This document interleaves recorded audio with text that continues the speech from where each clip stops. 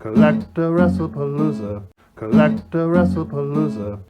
Hello, wrestling fans and sports collectors. This is Tom from CollectAWrestlePalooza. Today I'm counting down the top 5 prices paid for WWF LJN big 8-inch rubber action figures and accessories so far in 2024.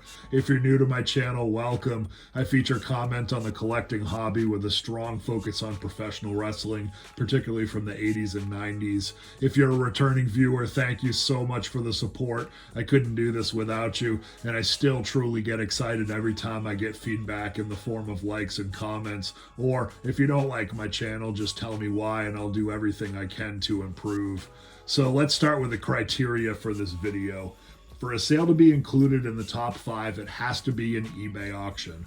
I feel like auctions are true indications of the market for collectibles, and eBay is the biggest auction house there is. Second, the auction has to be legitimate. While it's possible illegitimate sales appear in my top 5 lists, I do everything I can not to include them. I look at the bid history and make sure eBay users have transactional history and positive feedback. I do not include auctions that have unregistered users recording bids, for example. Third, this top 5 only includes WWF LJN action figures and accessories.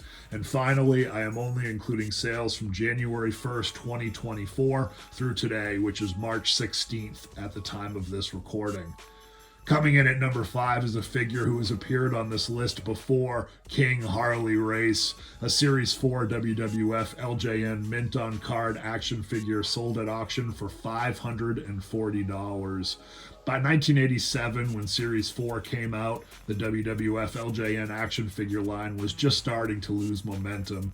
Many of the figures from Series 4 command a premium due to their increasing rarity, particularly those with an added accessory, like Coco Beware with the small rubber Frankie and Harley Race with his crown. Series 4 also includes the single versions of Bret Hart and Jim the Anvil Neidhart, two of the most sought-after figures from the LJN action figure line. For these reasons, King Harley Race comes in at number 5 on this list. Number 4 on this list is an awesome mint-on-card white tights Tito Santana from his days as a member of the tag team Strike Force. There are 2 versions of Tito Santana in the WWF LJN action figure line. The purple tights Tito from Series 3 in 1986 and the Series 5 1988 version sold here. And not only is this the far rarer Strike Force version of Tito, this figure is also signed. Back in the day, having a card or action figure signed decreased its value. Most collectors have turned the corner on this and come to recognize autographed toys and cards as more desirable. For these reasons, the action figure comes in at number 4, selling for $630 at auction, even though the card is in rough condition. Coming in at number 3 is an unopened WWF LJN Sling Fling wrestling ring, which sold at auction for $941. This toy is all about condition. The ring is rare on its own, but finding one boxed and unopened is almost impossible.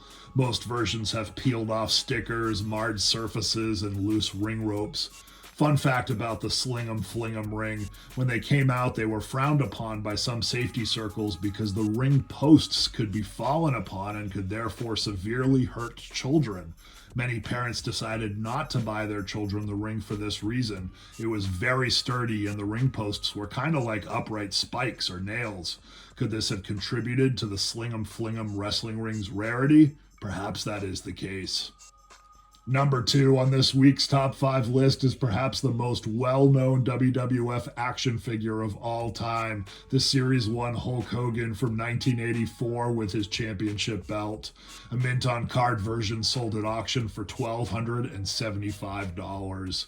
Even though this is a very popular figure of arguably the WWF GOAT, why is this one extra special? After all, $1,275 is a lot to pay for a carded Hogan.